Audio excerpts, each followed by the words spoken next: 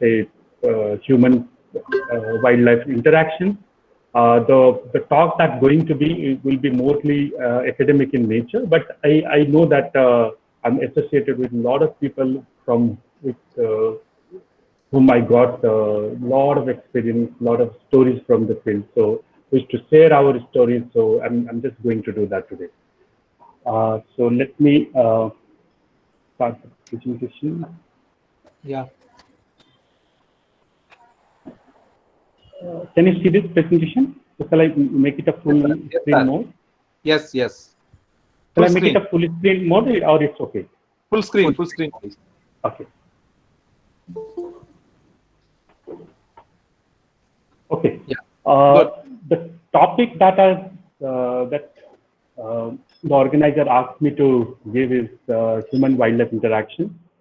A few days back, you must have seen this picture, brilliant picture by Dhritimani Mukherjee that came into a web portal called Round Glass Sustain.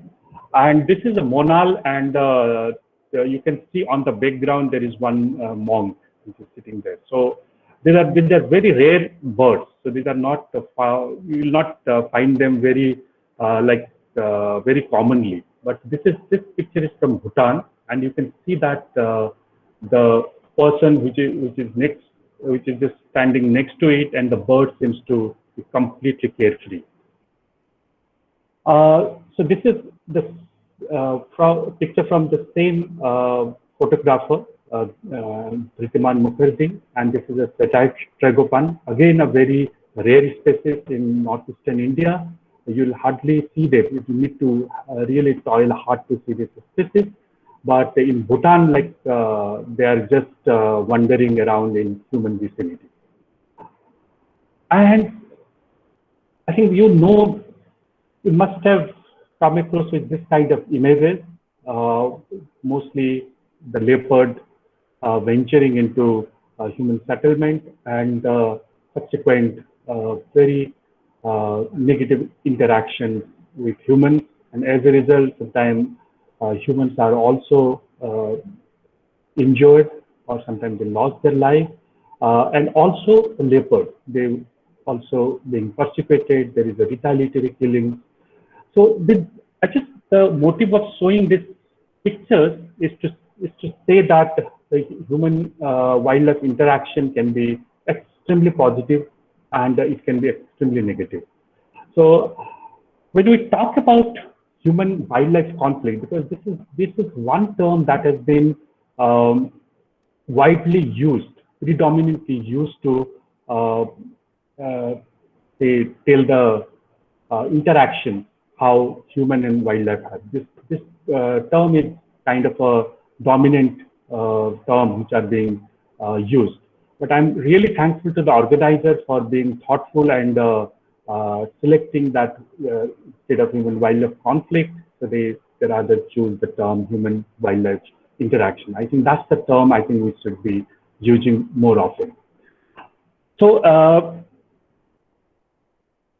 so human wildlife conflict, when you look at this term, it's often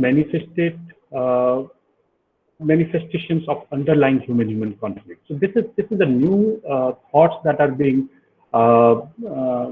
generated now, that people are starting questioning the very term of human wildlife conflict. And many say that the human wildlife conflict is kind of a symptom rather than the actual cause. So it's in the most cases I know that the human wildlife conflict are real, but sometimes the human wildlife conflict are mostly about human conflict. So I'll talk about a little bit what exactly human conflict is. So Young in 2010, he suggested that human wildlife conflict should be split into two components. So he said, they said that the human wildlife conflict should be split into two terms. One is human wildlife impact, which focuses on the impact of wildlife on humans and their activities.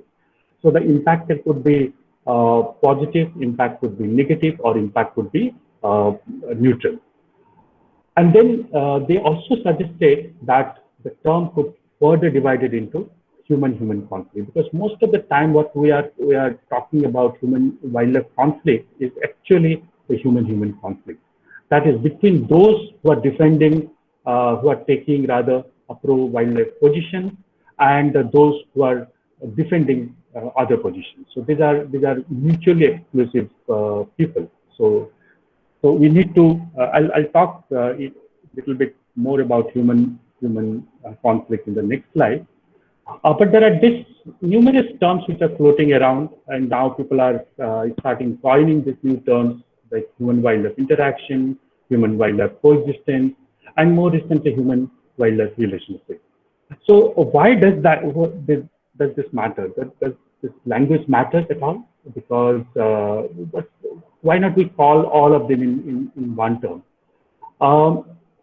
Redpath et al. Said that yes, the language does matter, because how we are portraying a particular incident, I think this have a bearing on people's minds. For example, if you continuously start talking about human-wildlife conflict, so it actually means that the wildlife is intentionally trying to harm, say, humans.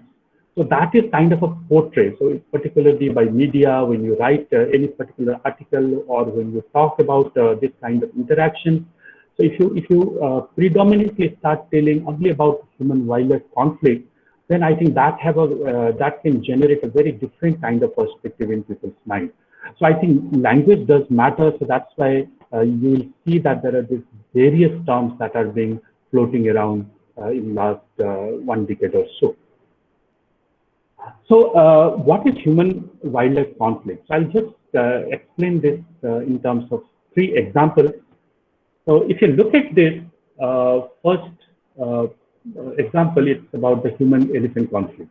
So this is pretty clear. So elephants used to come, they used to raid crops, and sometimes in retaliation, they also people also kill elephants. So sometimes the elephants also kill humans. So this is kind of a case between a human-elephant conflict. So in Indonesia, in Sulawesi Island, you may see some sort of conflict between human-macaque conflict. So on the top image is the cocoa plant from which cocoa is extracted, and this is a cash crop, and this is a Tonkian macaque, which is found only in the Sulawesi Island, very rare species, but they go and destroy this cash crop. So as a result, people get angry, and in return, they sometimes resort to retaliatory killing. So this is another case of, say, human-macaque conflict. And this, I think most of you know about this human snow leopard conflict. So where snow leopard, this picture is from China, where one snow leopard went inside a sheep shelter and killed most of them. And you know the kind of impression that people have when they see the loss of their livestock, they resort to retaliatory killing. So these 3 are kind of a example of what human-wildlife conflict looks like. But what is human-human conflict? So this is a case. There is a wetland in Guwahati, which is called Deepor Bill, and just next to, on the edge of this wetland, there is a railway track that connects Western Assam to Guwahati or to other parts. There is a hillock next to the wetland, and these elephants used to come to the wetland to feed on the plant, some aquatic vegetation, and they need to cross this railway track to go to the wetland.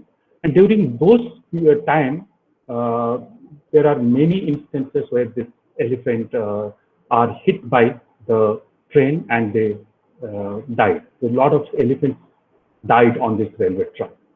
So people may call it a human-wildlife conflict or human-elephant conflict, but rather, I think if you look at this, the underlying factor is rather human-human conflict. So the conservationists are really fighting for a long time to divert this railway track to other parts. Whereas the railway, the officials of the railways, they are actually adamant of not listening to the conservationists, and they said that if we do it from, this is the most feasible one, they said we cannot say translocate this railway track to somewhere else.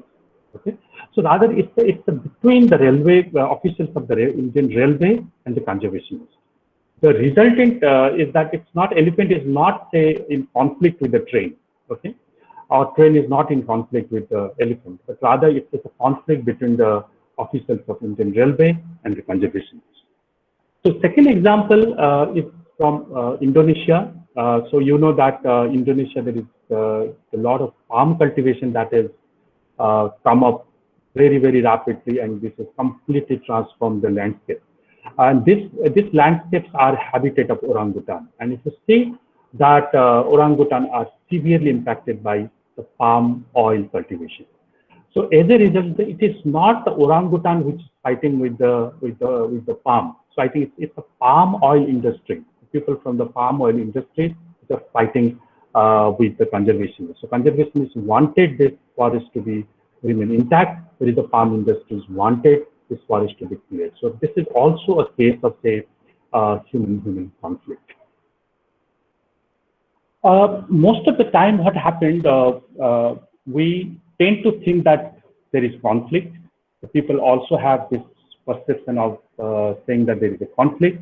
But most of the time, researchers went deeper. They didn't buy those claims on the face value, and they did a research, and they found that actually what people are saying, the conflict, actually it is not. Or sometimes what they perceive as a conflict, or some of the species which are causing conflict are actually not.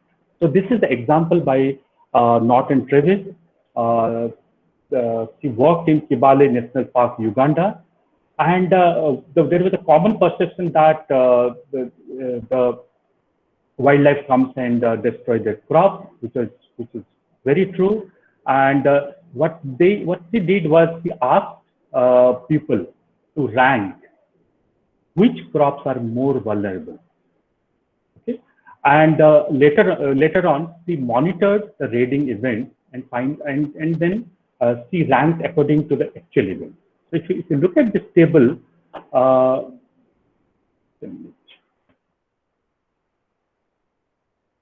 if you look at this table, so according to people, the maize is the most vulnerable crop. Okay, but what we found that though people said that maize is the most raided crop, people used to sell, but actually the wildlife is say eating, or they are raiding more on the banana. Okay, so this may be one of the reasons could be like the price or the value of maize to the local community. So that's why I think even if the maize is being raided or destroyed little bit, they perceive it as a like a severely damaged compared to say banana. Then he asked people which of this animal species are involved in crop raiding, and people said baboon is the most important species. Baboons are the most frequently coming, and they are raiding this crop. But when she did the study, and she found that it was not baboon, but it was the red-tailed monkey that was damaging crop more. So clearly the baboons are like just getting negative perception of the people, but actually the real culprit was the red-tailed monkey. But very, very interestingly, if you look at here, the livestock is, nobody complained about livestock causing raid or causing damage to their crops. But if you look at the actual monitored damage, the livestock ranked second. So livestock are actually causing more damage than most of the wildlife in Kibale, in the villages which are next to Kibale National Park. So clearly the perceptions of people is not matching with the reality. So people perceive a conflict in a different way than actually when they monitor this episodes, then they found that there is a completely different factors which are operating. There is another example by CX et al. They did a study on Zanzibar red colobus monkey. This is a very endangered species of primate, which are found only in Africa. And this particular species is found mostly in the human-dominated landscape. And people complain that this Zanzibar red colobus monkey is responsible for raiding the coconut tree. So red colobus consumption of coconut was highest in areas of high red colobus density and low availability of alternative red colobus food resources. So it's okay. So they were consuming more coconut in the area where their density was higher. But very interestingly, despite this correlation, red colobus feeding on immature coconut did not appear to limit coconut harvest. So that means though they were feeding on the immature coconuts, though they were not feeding on the matured coconut, the harvest of coconut didn't differ from a control site where the red colobus were not raiding compared to the area where red colobus were raiding coconut or eating coconut, immature coconut. On the contrary, what they found that the red colobus consumption of coconut was found to be positively correlated with harvest. That means they found a positive correlation. So if the red colobus are feeding on the coconut harvest is also pretty high. This correlation they thought is probably because of pruning effect. So that means they just prune this immatured coconut and leave the matured one. So there is no impact on the total harvest of coconut in that area. So there is a clear perception of, say, red colobus damaging coconut trees and actual reality. So in fact, this actually allow some opportunities to happen, because this is a very endangered species, and now these villages are having the ecotourism so that they can get some extra revenue by allowing tourists to come, and there is incentive to preserve or to conserve this population in the villages so that they can earn some extra revenue from tourism activities.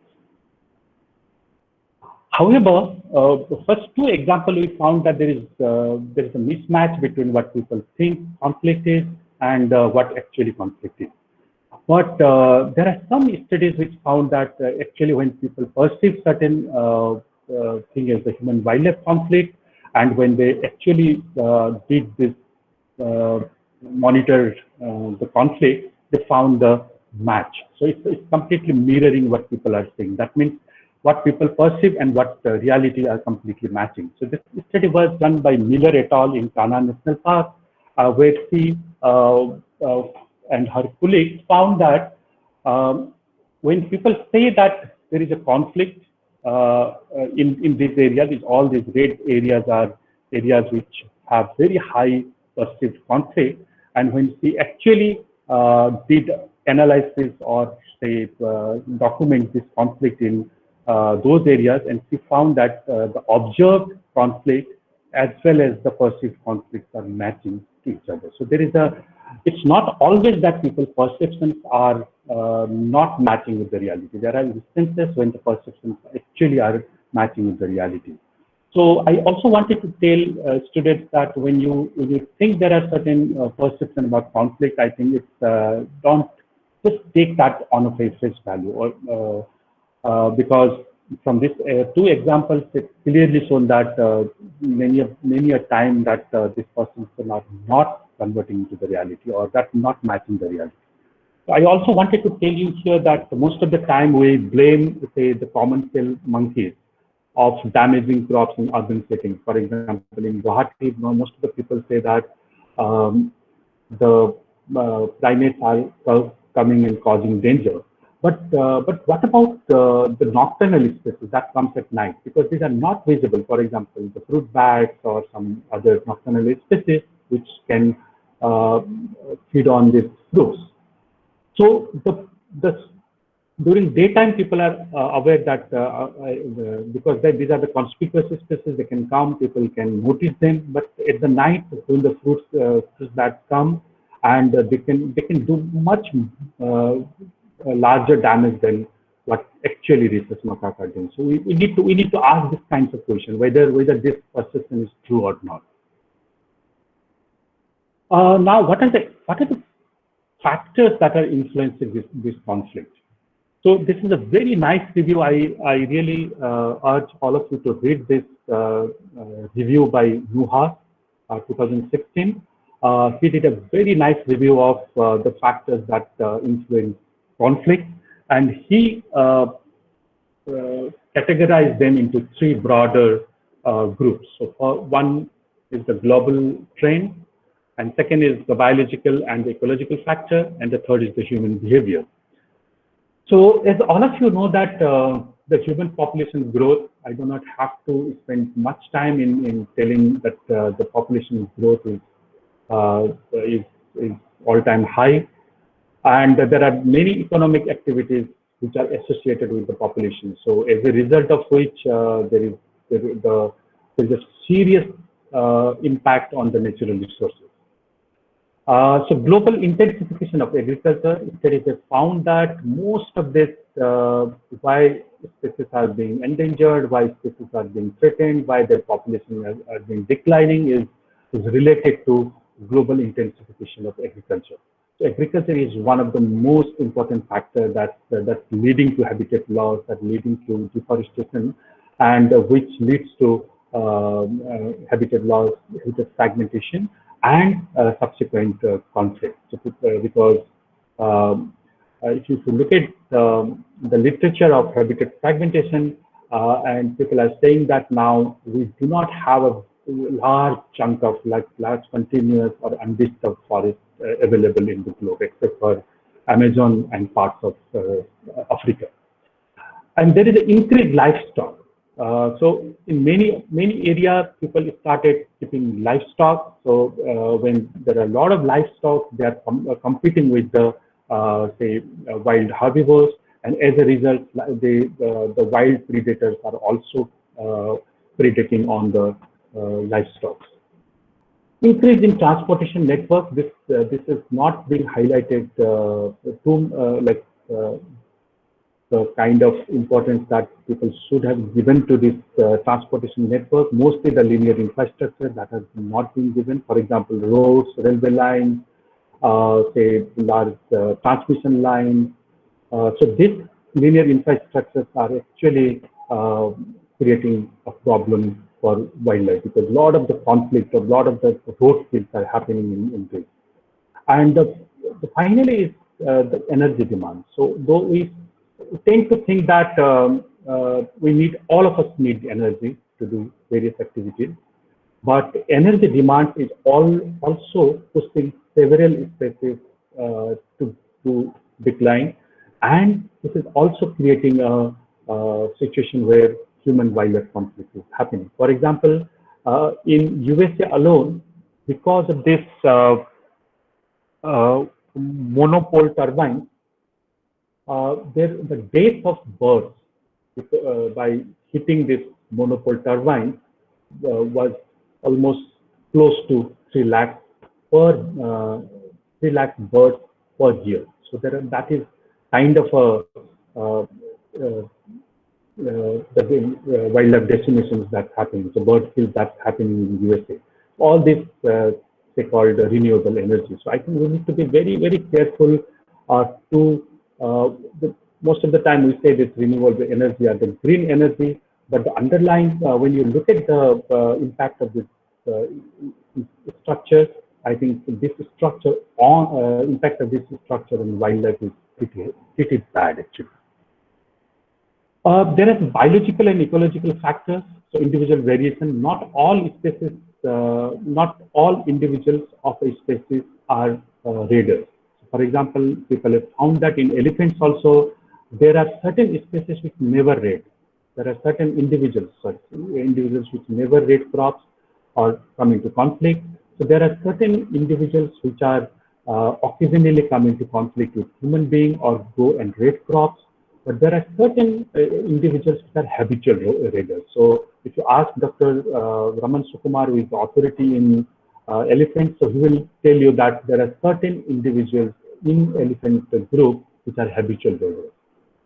And the life stage of an individual is also, of a species is also important. If the individual is a little bit old, they are much that likely to come into conflict with humans.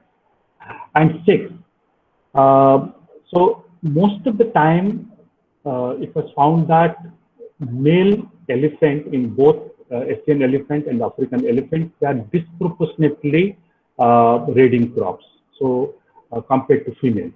So it has been seen that even in the canines, most of the time the male raid or male predate livestock and the prey more than the female.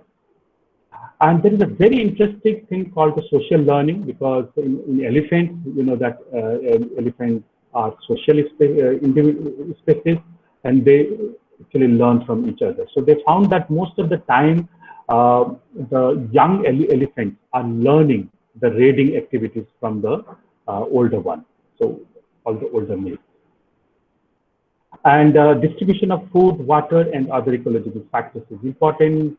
Most of the time, the natural resources which are being used by humans and the wildlife are being overlapped, so which cause the conflict. And there is a temporal pattern of conflict.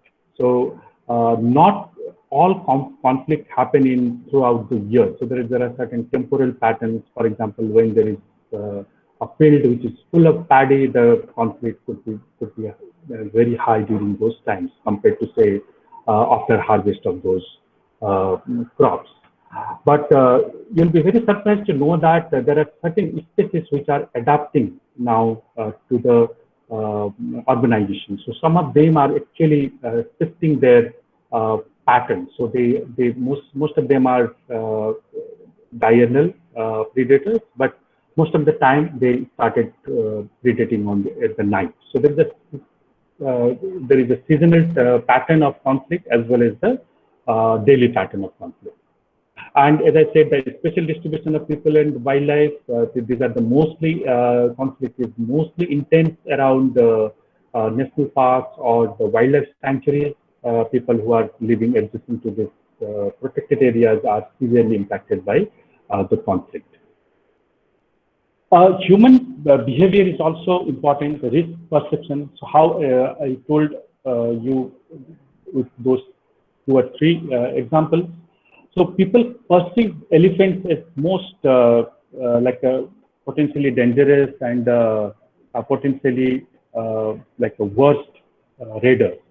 But maybe the mouse or mice, they may be damaging more than the elephants, but people's risk perception is very, very different.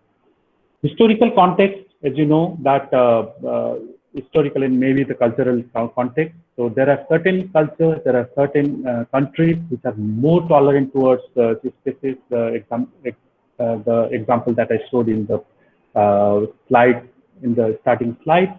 So there are cultural tolerance that is being ingrained, and there is a history of people coexisting with wildlife. And gender is also important. I'll talk about gender role much more in detail later on. But poor livestock husbandry and the management practices. So this is also one of the factors that influence conflicts. If you leave your livestock with very poor management practices, the predator can come and kill your livestock. And the framing of conflict by media, as I told you earlier, how the media is framing this conflict. So if you've seen, if you have seen the sensationalization of this news by the media, I think that is not actually helping to reduce conflict, but rather that's escalating the conflict, and it's feeding some negative impact on people's minds. So this is also very important. So what are the consequences of human-wildlife conflict? So there, you know that there is this visible impact, that injury and fatality on the both sides. People get injured, people get killed, and also the animal can also get injured and the animal can also kill. So this loss is on the both sides. These are visible impacts. You can see them. And there is a crop and livestock loss. So when the elephant comes and or the macaque comes, they can destroy the crop, and when the predator comes, they can kill the livestock, and there is a livestock loss as well as the crop loss. But there are certain invisible impacts or hidden impacts which are now being discussed widely in the literature. So these are the health impact, opportunity cost, and the transaction cost. So Barua et al. In 2013 did a very nice review of what these hidden impacts are, and they found that sometimes the visible impact, the impact of the hidden impacts are much higher than what people are saying. So these are just the tip of the iceberg. So Barua et al. They said that there is an opportunity cost, which is hardly being discussed. So opportunity means if you have to guard your crop at night, right? That can have some poor physical health because you are losing sleep, and there is opportunity loss when you stop going to school.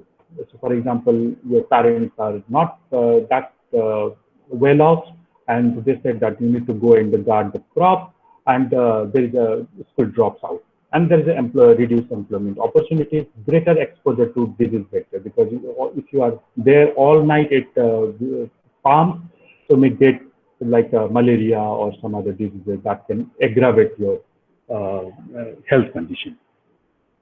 So there is a transaction cost, the cost which is incurred when, say, forest department or the government is giving some compensation. In order to get that compensation, you need to go or make several visits to forest department, and that can actually people if they have to go repeatedly, there is a time loss, and also there is a transaction cost. That means you need to pay some amount to go there. You need to bribe maybe the forest department to get.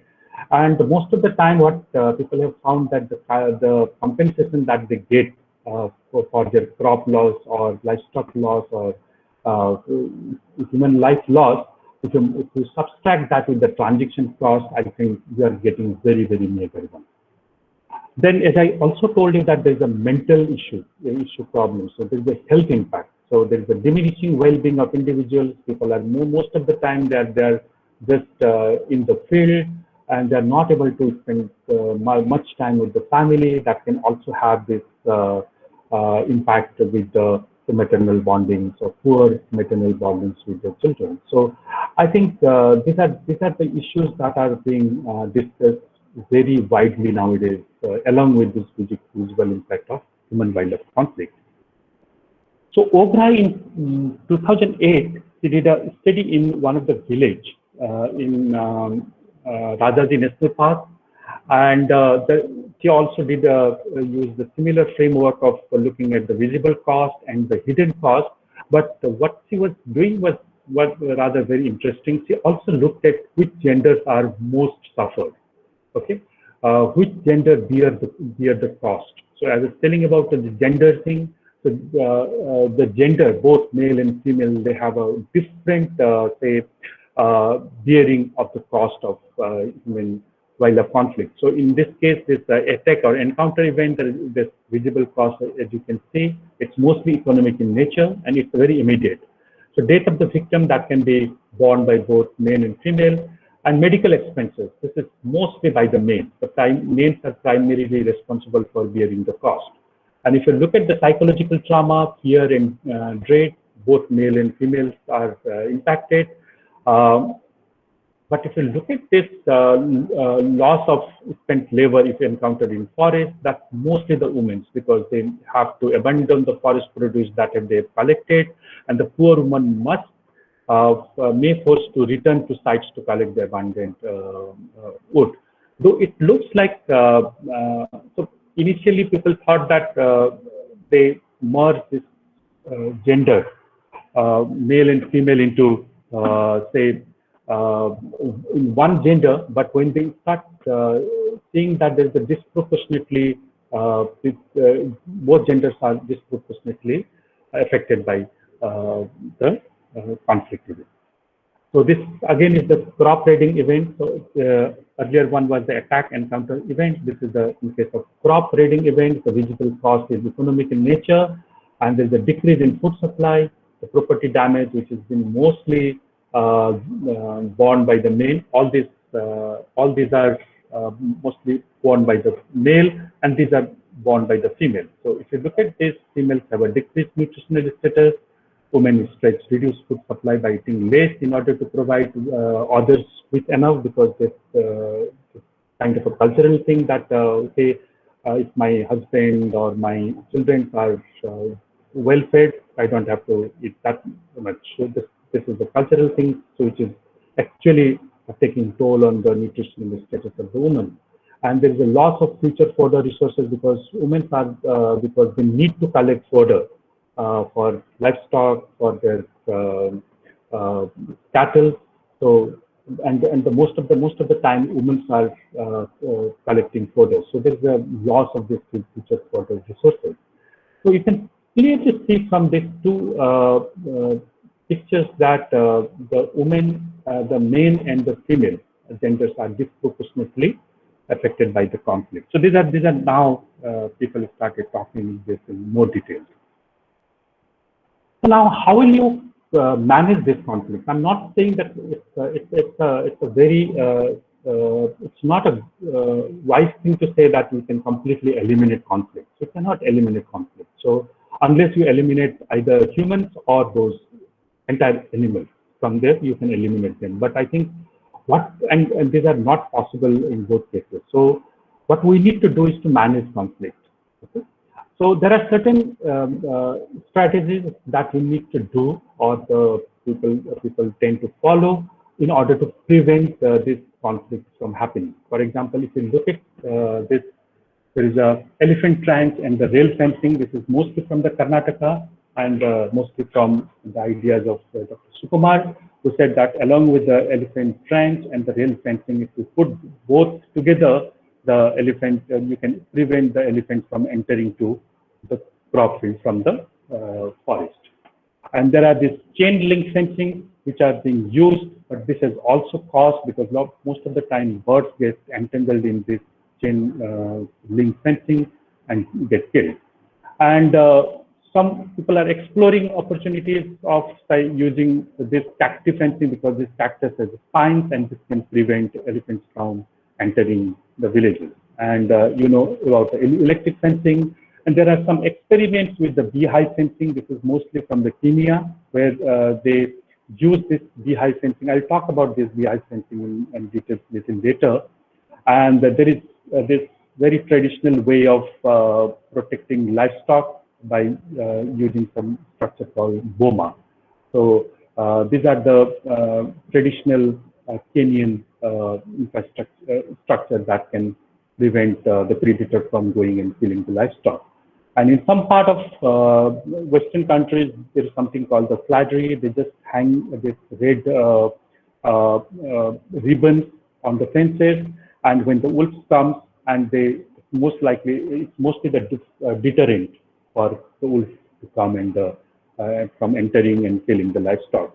And this is a very age-old practice of guarding. So they use dogs to guard the livestock, and there is some high-cost husbandry practice. So these are being mostly very, very expensive one, where if something comes, these are kind of slingshots. They will throw something, and the raiding individuals will go away. But what's important is to the waste management or garbage management. It has been found that most of the conflict is mediated through this waste. So because there are this waste, not the properly disposal waste management, the animal will come there, and if they do not get this food later on, and then they raid the nearby household. So this is also another problem that waste management you need to do properly, in particular in urban areas. And there is a preventive strategy. So if possible, and this should be based on the voluntarily. So if people are, particularly people who are staying close to the national park or close to the protected areas where there are a large number of predators or say large number of potentially dangerous animals, so you can actually relocate this people to some other area.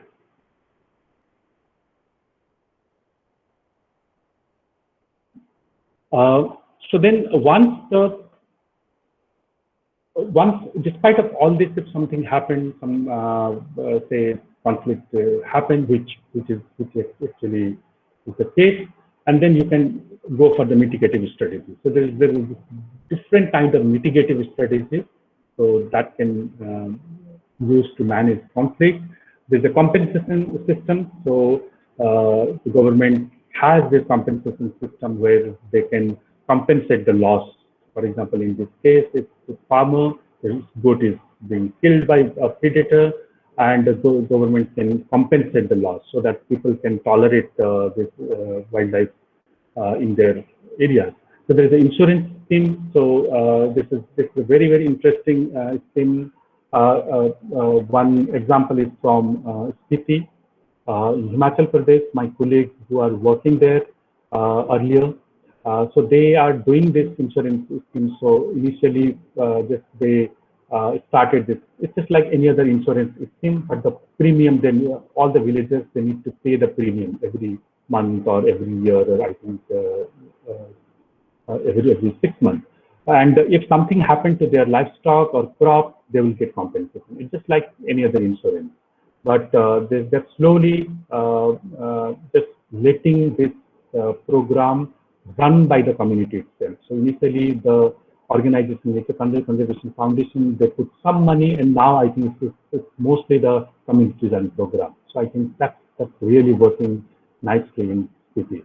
So this is also helping the snow leopard conservation in that area, because snow leopard is a major predator and it's predates mostly on the livestock. So people can tolerate the presence of snow leopard in their area. So incentive programs. So there are people in particular area are like to promote the coexistence. So if you need to also give some sort of incentive. I'll talk about this a little later.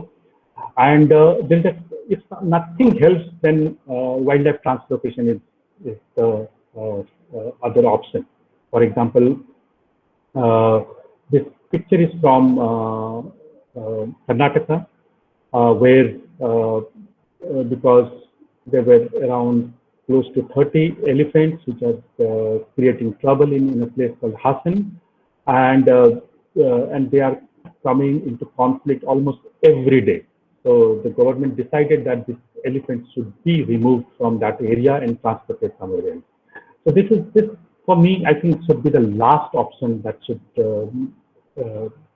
one should have, because the translocation has people didn't find very success in the translocation. So even if you catch them and leave them, say some 200, 300 kilometers, because of the homing instinct, this individual tends to return it to their original site. So it has been shown by Vidya Atyay and many other colleagues. So we also found that by translocating, you are just translocating the problems from one area to another area. So the conflict in the translocated place then escalates. So if you are just translocating one conflict from one area to another, so you need to be really careful about the wildlife translocation. So this should be I think probably the last option. In most of the European countries and in the USA, there is a regulated harvest. So with the assumption that if you allow the people to harvest on a regulated basis, not like a unregulated or unsustainable, the people can say accept the presence of this species in their backyard. So there's a nice work by Travis and Karan. This is a little bit controversial because most of the time there are groups which are supporting of the human welfare, they're really against of this regulated harvest. And there are these community-based natural resource management schemes where the communities are involved in protection of elephants, and in return they are also getting revenue. So it's kind of ecotourism activities. So where the beneficiaries are the local communities. But how far these schemes are successful, I think it's open question. So this is roughly what I talked about the managing conflict in terms of preventive and in terms of mitigating impact. I'll not go into details of this. So again, I recommend this very interesting review by Nuhas. You can go through it.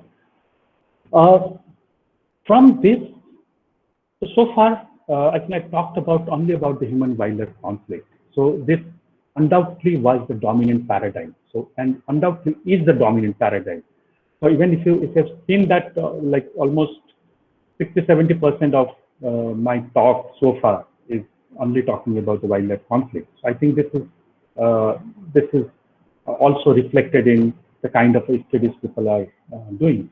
For example, if you look at this graph, on the y-axis are the number of publications, on the x-axis are the number of years from 2000 to 2020. You see the number of publications that are on the conflict. The conflict publication, the publication that have conflict is much higher, okay, compared to say publications which are mostly deals with the coexistence. So just a minute, I'll take this call. Hello. Hello.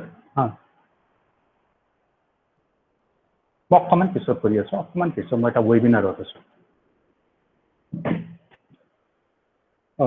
So Koenig et al. They found that there is a threefold increase, not threefold increase. The difference between the publications that have conflict as their subject and the study that has coexistence as subject, almost a threefold. So there is a lot to cover because this are not being represented in the literature. So Bhatia et al. In 2019, she and her colleague, they also did a literature review, and they found that the 71% of this literature was mostly talking about the human-wildlife conflict, and 8% talking about the neutral interactions, and 2% about the coexistence. So clearly, there is a disproportionately large amount of research that has been gone to understanding the human-wildlife conflict rather than understanding the coexistence or understanding the mutual interactions.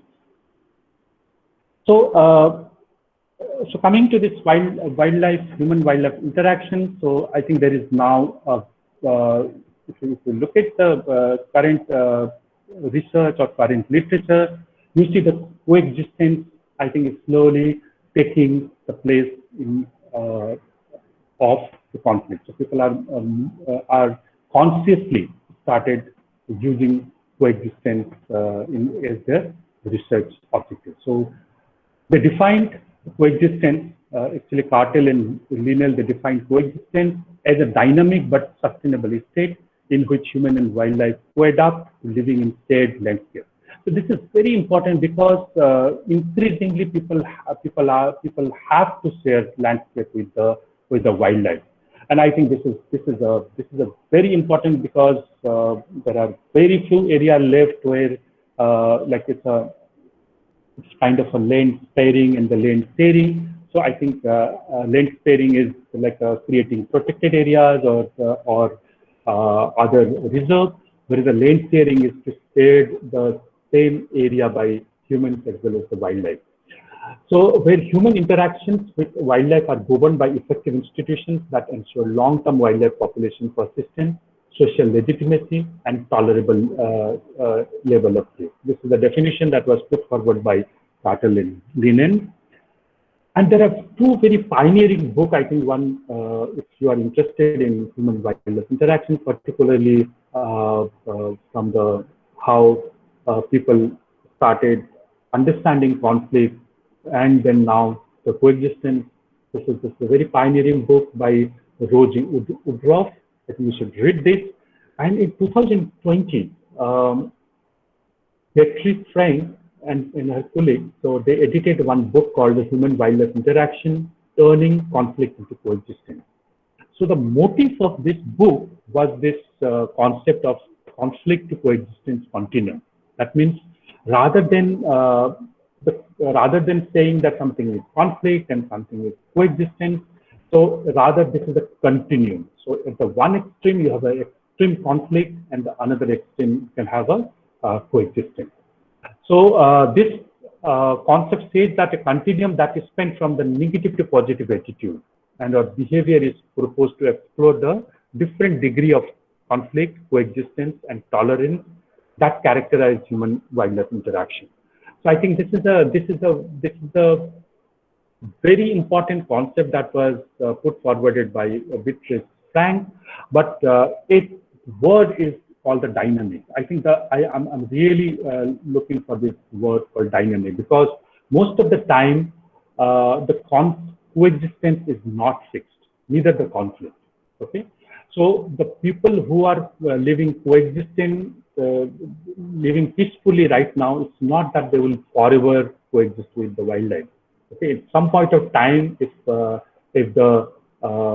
wildlife can cause more damage and it affect their livelihood, this attitude can change to conflict. So I think it's rather saying that okay, there are certain areas where always conflict or always coexistence. I think we should look at this as a dynamic process. Because if you look at this, Bhatia et al., they proposed one very nice way of putting this human response to wildlife impact. So on the negative side, the behavior or attitude from positive to negative and behavior from positive to negative. And most of the time, this manifested intolerance or the latent intolerance are, say, in this negative axis. Okay, so manifested means people actually express. Latent means people are intolerant, but their behavior doesn't say, but their attitude is mostly intolerant. And there are people who doesn't care about whether there's conflict or not. And there is appreciation. People tend to appreciate. The attitude is kind of appreciation, but they do not actively take part in say conserving wildlife. But at the other extreme is the stewardness, so honesty. So where people actually live with wildlife or coexist with wildlife, both their behavior and attitude are positive, and they in fact actively involve in say coexist with the wildlife. I think we should explore the conflict to coexistence continuum along this line. I think if we can do that, I think we will be able to see a new dimension of human-wildlife interaction. I will not go into details the gender issue in wildlife, human-wildlife interaction. I think because gender matters. Whatever you say, I think this is also one aspect that should be there in every study. So if you are doing a study on human-wildlife conflict, please keep in mind that gender issue. Please bring the gender issue in your study. So because genders, most of the time, what happens? People go and take interviews to the male, and they conclude their study based on the perceptions or the responses that they get from the male respondent. And most of the time, they completely leave the female respondent. So which is half the story too. So I think if you include gender in your studies, that can have a completely different pictures, and it will give you more opportunity to engage with the community in mitigating or in promoting the wildlife, human-wildlife coexistence. So I just wanted to talk about this one example where they have not only addressed the conflict, but also promote the coexistence. So most of you have heard about this Elephants and Bee project, which is in Kenya by, I forgot the name. I forgot the name of this picture. So what they did was they installed this bee fences. Okay? So along the boundary of the villages, but this bees fences, if an elephant comes and hit this, the bee will come, and because elephants cannot tolerate the bee sound, or they cannot tolerate bee, then they run away from it. So they found that this has been by a researcher called Lucy King in Kenya. And we found that most of the time elephant comes, and when they hit this and this disturb the bee, and they come out, and then the elephants are not able to bear the presence of bees, and then they run away. And this is a double advantage. One is the elephants are going away from this field, but they also procure honey from this one. So the communities are also getting benefited by the production of honey. So this is kind of a win-win situation, or is it so? So I think when we do this kind of intervention, we should also think that we are dealing with an extremely intelligent animal, okay? And these are extremely smart species. They will find out ways to overcome these challenges. But moreover, so if you are introducing this kind of intervention, so there is a very nice study that I recently stumbled upon. It's called the Honeybee Disrupt the Structure and Functionality of Plant Pollinator Network. So, and if you do it on a larger scale, okay, so you are introducing honeybees, so, or you are artificially increasing the abundance of honeybees, okay? And that can have a very, very severe impact on the plant pollinator network. This is a very interesting read. I suggest all of you to read this. It tells that because of the abundance of honeybee, it has actually disturbed the plant pollinator network. As a result, most of the plants are not being pollinated. So, in order to address one conflict, you may.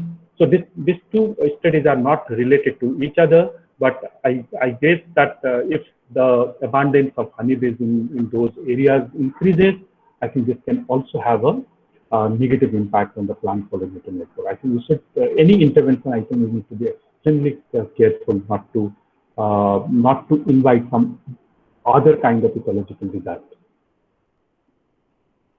So, though I'm a bit skeptic about all these things, but do you think the coexistence matters? Do you think coexistence is possible? So this study by Chaperon et al. 2014, this is the entire European study. So they looked at the large carnivore species in the entire European human-dominated landscape, and they found that. It's very interesting. Please read the line that are being highlighted in red.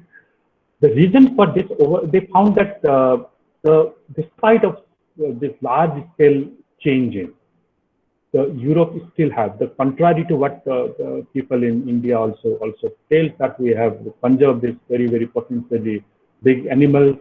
But there are certain areas, I think, where large carnivore species is still thriving, and they're doing good. And in fact, in some cases, the number of their number has also increased.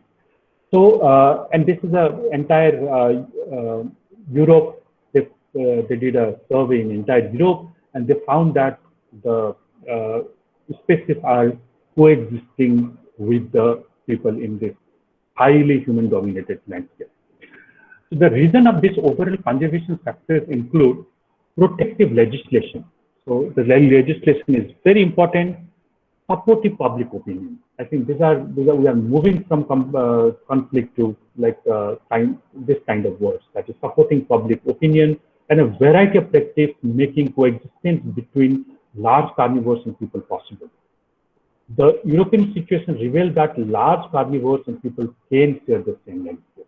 So it's contrary to popular belief that the large carnivores, because they are potentially dangerous to livestock, they are potentially dangerous to human well-being. They found that this is not the case. But when the large carnivores, they can share this space with the human, and human can change certain ways that it can mitigate this conflict, and they can also allow this coexistence to happen. So, so this is just to say that I think we should be very, very aware that coexistence is not always a fixed thing. So we do not know if when the coexistence turn into conflict again. So we need to work very hard to convert the conflict into coexistence, but we should also be cautious that it's not a fixed thing. It's not like a from one A to Z. So it Z can be also A. So I think it's a rather a journey. So in words of my very dear friend Dr. M. Anand Kumar and the recipient of the Whitley Award, so he said that coexistence is a journey, not a destination. So I think we need to strive for the coexistence, and we should be ready for any setback that happened. And according to Anand, it's a journey. It's not a destination. Thank you so much. Thank you so much for your for sharing so much information about human-wildlife conflict. There are a few questions in the chat box. I'll just read out for them. The first question is by Mayank. In case of crop raiding example, it was found that the respondents were not perceiving the reality accurately. Was there an age-related difference in their perception, with older people closer to reality than younger, indicating shifting baseline syndrome? I think this is a very important question. So whether I do not, I'm not sure whether they have accounted for the age, but I do not know about it. I need to read that paper. But what Mayank is saying is a very important thing. It's called the baseline syndrome. It's a baseline syndrome is when you perceive something as a normal. So I'll perceive, okay, I'll tell, okay, in my lifetime, in my time. But in my time, the things have already been changed. So that's the new normal for me. Okay. So I'll not go for what my father used to say in my father's time. So I think I'm not sure about whether they have accounted for this. I'm accounted the age group here, but most of these studies, what they do is they try to take a standard group. Most of my questionnaire survey also I used to take the age group that is around 40 to 50 because for me my question was to ask what was the species which was present 30 years back, and if I go and ask a 25 years old, I think I'll get a very different. So I need to dig that literature a little bit. I'm sorry, Mike, but I'll tell you that paper. Yeah. Okay, sir. So question is by Amrita. Sir, is the human interaction different when coming to the organisms in marine ecosystem compared to the terrestrial organisms? Yes.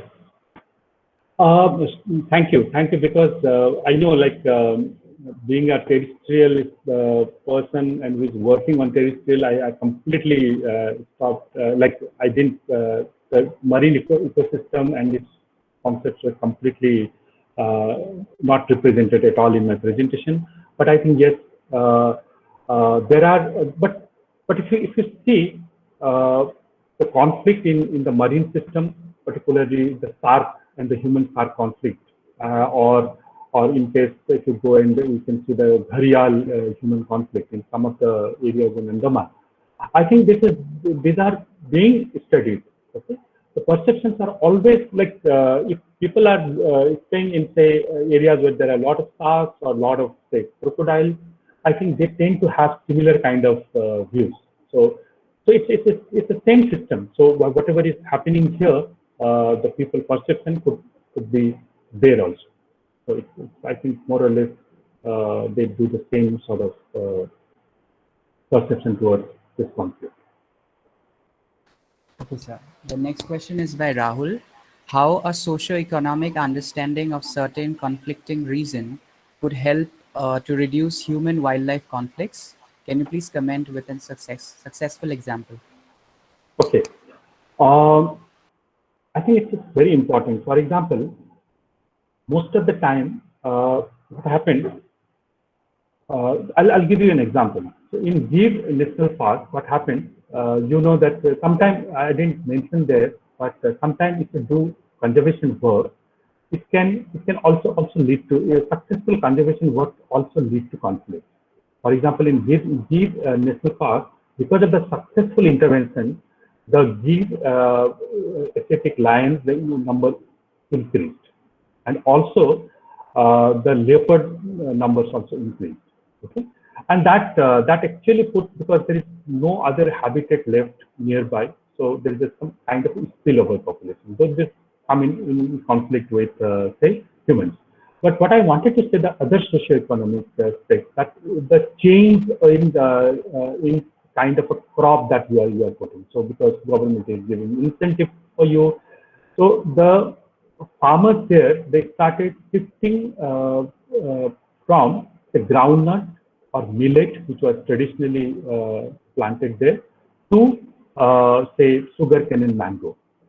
So because sugarcane and mango may fetch a lot of money compared to say groundnut and millet, and actually that the transformation of that landscape from groundnut, millet to sugarcane and mango has created a novel ecosystem or novel habitat for species to thrive. Okay? And as a result, leopards start staying in the sugarcane area. So and they found a new habitat for themselves. So this has actually increased the conflict incidence. So so there is a clear-cut example of the economic terms. So if something happened in terms of economic, even the basic thing doesn't change. It's still agriculture field, still agriculture landscape, but the shift from one crop to another can also lead to conflict. So I'll give you my personal observation. So I think what you are saying is about the people perception about socioeconomic. If the socioeconomic condition of a particular person is not that good. So mostly when I was working in Gibbon Wildlife Sanctuary, I was following a troop of rhesus macaques. So this macaque first went to a paddy field, and the person there, he said, "Please come and have some paddy. There is no problem. You can have it because there is nothing left in the forest. You can have this paddy and go." And I was very surprised, and I went and asked, and he said that no, because there is nothing is there in the forest. That's why these individuals are here. So let them eat something. They will not finish everything. So look at the tolerant level. Then I went to then I followed this troop, and then I found that they went to another paddy field where the person come, and he was very angry. Not very angry. He was angry. Okay. He said, please go, just leave this field to me. Because if you eat this, how will you survive? Okay, these are the conversations they do all the time with the monkeys. And he chased them, and they went away. In the third field I went, and third field was the person was extremely volatile, extremely angry.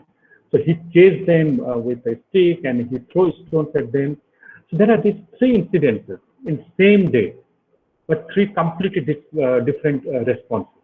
So, so one is the attitude, and second, I think the most underlying factor is the socioeconomic factor. Maybe the third person, for him, this is the livelihood option. So there is no other options left for him. So if something happened to his paddy field, it's like khane ke lale pad jayenge. Okay, that kind of thing.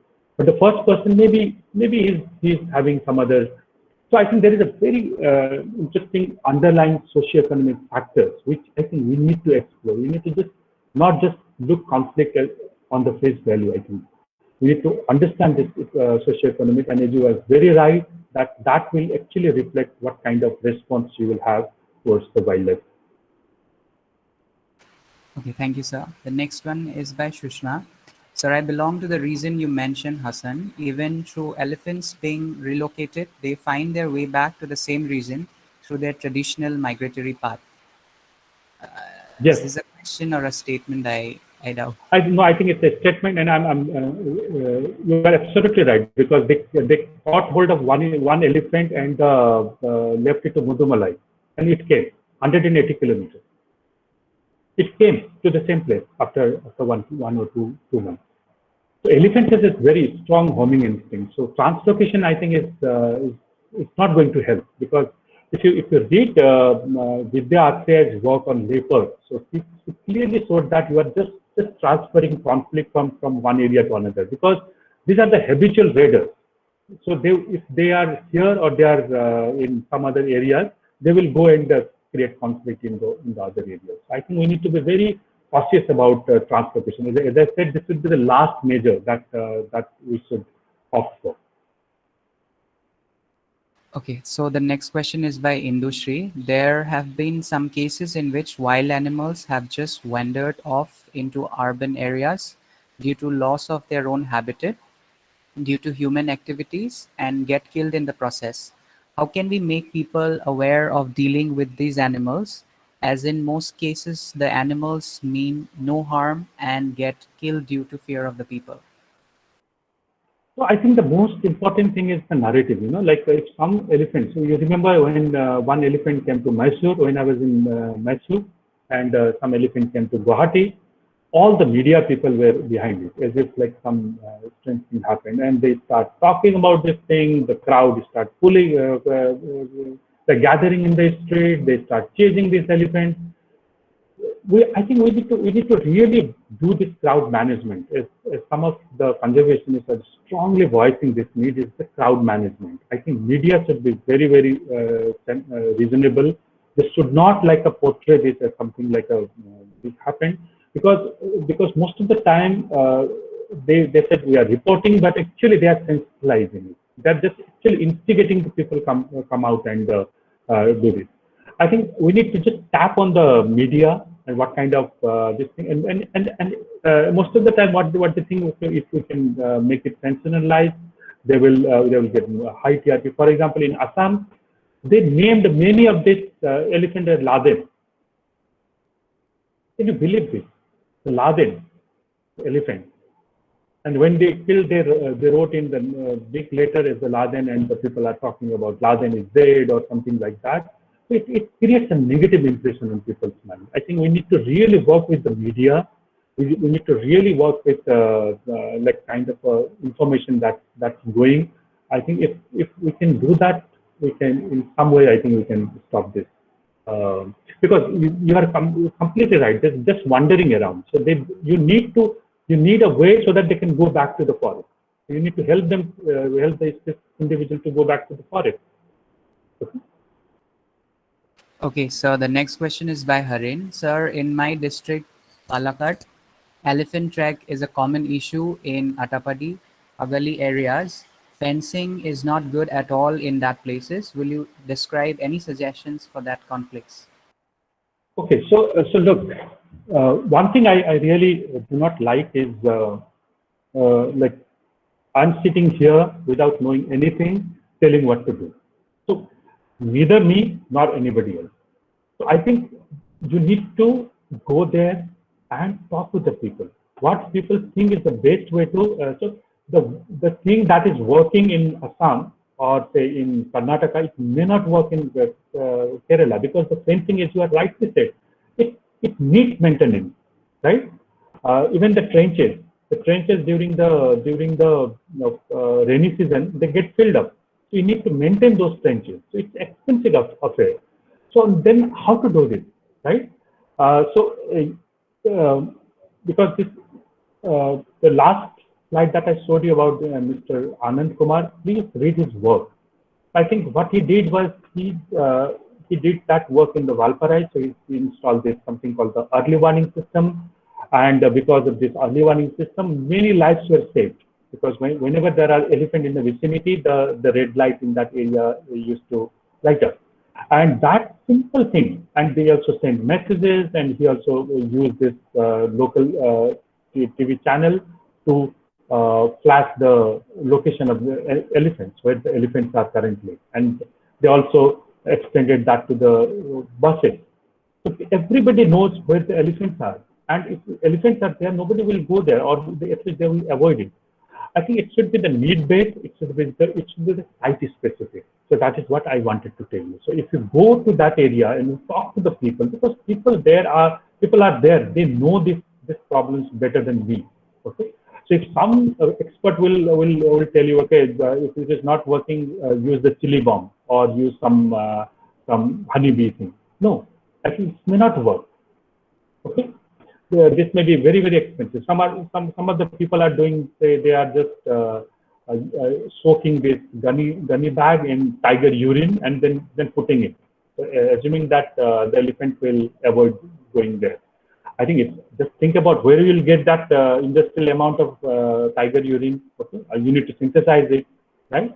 I think it should be based on the local thing. Then only it will be sustainable. So if I'm saying and with the minimum input. So if it needs more cost, okay. If it's a cost effective, it will work. If it needs more cost, if it needs more maintenance, these are not going to work. And this should be also socially acceptable also. People should get kind of a ownership also in those measures.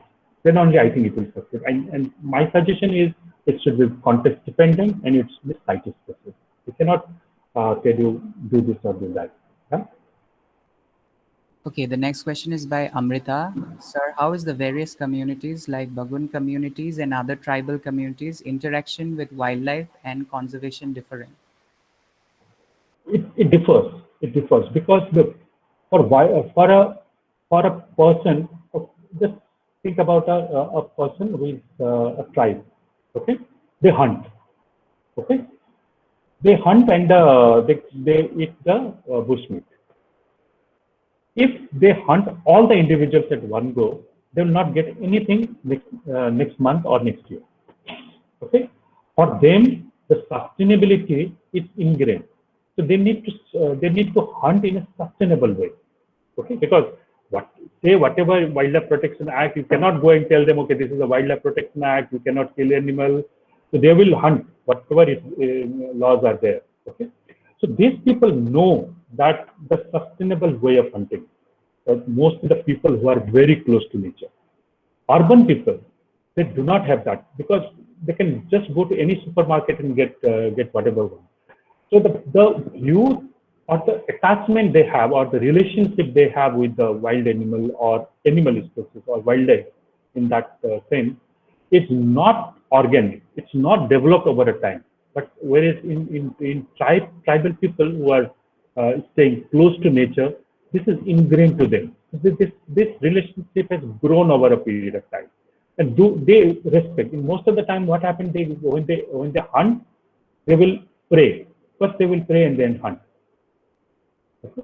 So these are the things that are there because the survival of wildlife is dependent on their survival is also dependent on the survival of the wildlife. If they finish it in 1 month, then or in 1 decade, then they are also putting their own survival in it.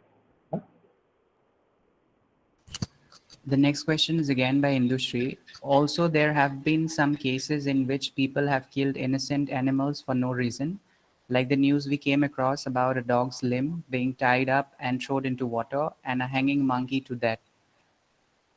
Just to show off and make videos, are any strict measures being taken which would prevent such behavior of humans? I think this kind of activities also bother me, but I think it's as I said that just like all animals do not raid crops or they're not the habitual raiders. All people are so we cannot like change their mindset overnight. You know, I know that these are the incidents that are there, and whenever possible, if fall under this Wildlife Protection Act, the concerned department should catch the culprit, and even the Animal Cruelty Act, and they should impose fines.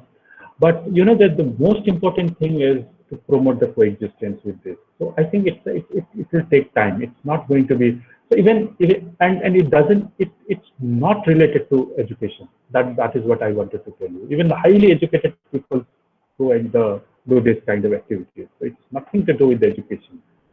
I think what we need to do is best we can do is to convey the message and promote the coexistence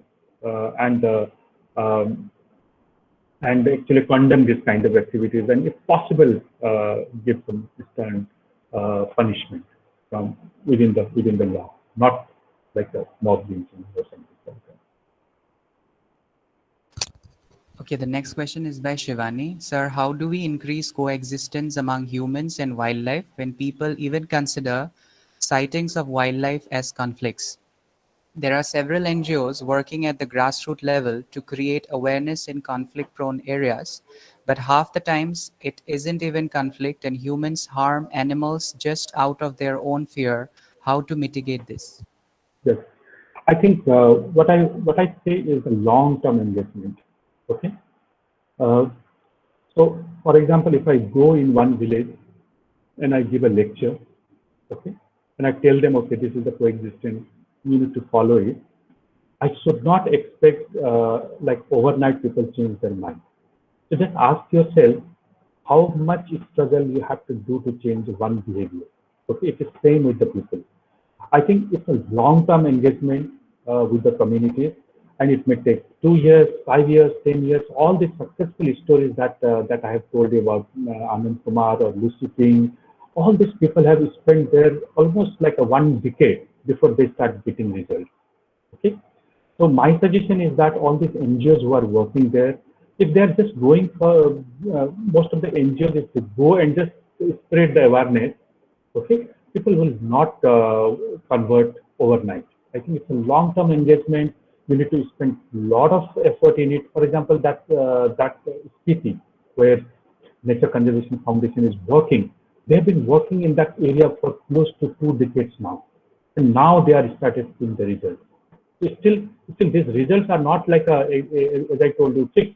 There are many actors in the society where still they come.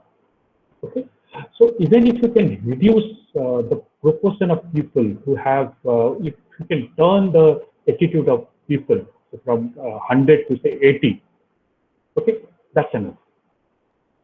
Okay, but it will take time. As I told you that this is a journey. I think we need to work really hard, and particularly while changing the behaviors, changing the perception of people, I think it needs a lot of time and a lot of passion, and you need to spend a lot of time, energy, and resources in trying to change the mindset. But I think the most important thing is to identify which kind of conflict there is. Okay, that's the more important. As I told you, whether it's a human-elephant conflict or human-wildlife conflict, or it's a human-human conflict, because based on this, I think your intervention, you need to choose your intervention. So if it's a human-human conflict, then you wanted to mostly talk with how to mitigate this conflict. Okay, but if it's human-wildlife conflict in a true sense, then you can do this. Okay, but one more thing I wanted to tell you here is that most of the time we go and we say there is a conflict. People do not know that there is a conflict. They are happily staying with wild animals. You are putting this new term in their head. This happened. This happened in some of the cases where the people never know that they were okay. This snow leopard will come and they will eat something, or elephant will come and elephant will damage something. It's okay. We are okay. But you go and you said, oh no, you can ask for compensation. Then people started. It's a negative kind of this thing. I think you should not go. You should just go and as the observant, see there. If the awareness is needed, then only do it. Otherwise, it's no use of doing it. Okay, awareness should not be it should not be what I say. It's not like a chocolate or some you can have it at any time. I think wherever there is a need, it should be used like a medicine. Not as any confectionery. Yeah? Okay, sir, the last question is from Amrita. Sir, recently, how is the pandemic affecting the human-wildlife interaction? I think it's a very premature to say. I think the pandemic, because most of the time people, I think pandemic, one thing they made it very clear that because this pandemic there's one hypothesis that this pandemic, the origin is because humans consume wild meat, and from the wild meat it's spilled over to humans and then to the entire world. I think we need to really respect the say the human and wildlife relationship. Don't go and it should not be very close also. So if you like starting going and staying very close to nature also, you might also get some of the disease that from the wildlife to human. Okay, and one thing also very clear that the deforestation, because deforestation has actually exposed most of us to this wildlife or the diseases which were earlier confined to wild. I think that message, I think people have somehow, I think they must have known it. But second is that whatever you do, okay, one important message that is people are telling throughout the world is that the relationship of human and the nature. Okay, I think we need to respect nature, then only nature will respect us. So it's a very mutual thing. So if you completely destroy, so this Kaisanur disease in Karnataka. So this is because the deforestation diseases have jumped from say wildlife to humans and cause a lot of issues there. I think we need to respect the space that wildlife has. You do not have to go and just bring wildlife and keep as a pet in your house, assuming that you are very close to nature. But I think you should respect their space. You should respect our space. But we can share this space. Okay? Same space. Thank you, sir. I hope we have covered all the questions. If you have any doubt, you can contact him personally. We'll wrap up this session. On behalf of Wildlife Week 2020 team, Ecology and Environmental Sciences Department, Pondicherry University, I thank Dr. Narayan Sharma, sir, for accepting our invitation and joining us today. I hope students and the vast audience are greatly benefited from your knowledge base. I thank our faculty coordinator, Dr. S.M. Sundar Pandian, sir, and our faculty members, Dr. D. Ramamurthy, sir, our HOD, Professor S. Jayakumar, sir, Dr. K.V.D.P. Prasad. And I also thank the participants for attending the webinar. Thank you so much. Hope you have a wonderful day ahead. See you all tomorrow with the next session. Thank you so much, sir. Thank you. Thank you so much.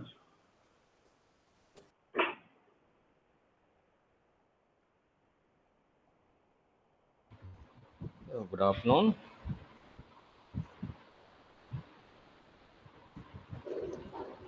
Have a good time. Take care. Thanks.